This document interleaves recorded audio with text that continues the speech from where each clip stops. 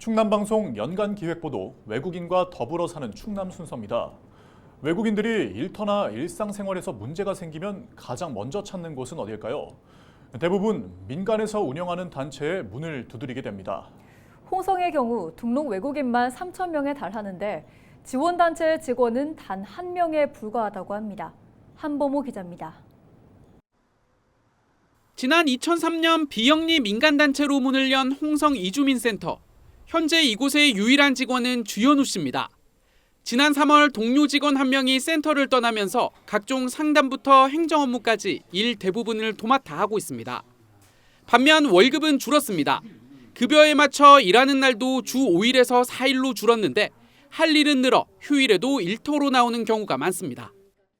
둘이 하던 업무를 혼자 하게 되고 근무일수가 줄어들었다고 해서 업무가 주는 건 아니잖아요. 그러니까 그 업무는 처리를 어쨌든 해야 돼서 출근을 해야 되는 상황이 조금 생기고 있습니다.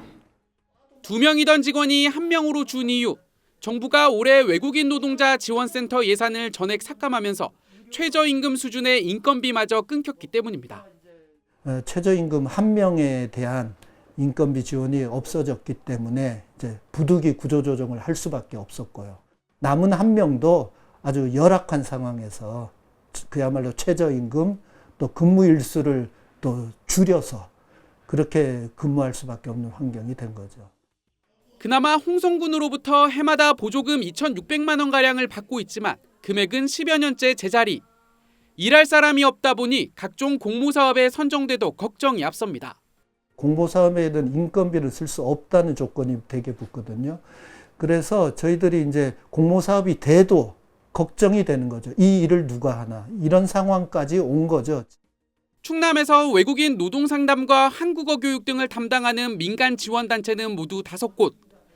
전문가들은 급증하는 외국인 수만큼 이들의 역할이 갈수록 커지고 있다고 말합니다. 늘어나는 서비스 수요에 안정적으로 대응하기 위해선 무엇보다 지속적인 지원이 뒷받침돼야 한다고 강조합니다. 대부분 그 센터들을 지원해도 되게 그 단기적으로 위탁하는 거잖아요. 그것을 상설화하는 어떤 법적 제도적인 장치들, 조례라든가 법률이라든가 이런 것들을 통해서 그것이 단절되지 않도록 지속적으로 지원하는 것이 중요하다. 고용허가제로 입국한 외국인 근로자는 어느덧 누적 100만 명. 이주민 정착을 돕는 전문기관과 인력이 확대돼야 한다는 목소리가 커지고 있습니다. 헬로티비 뉴스 한보호입니다.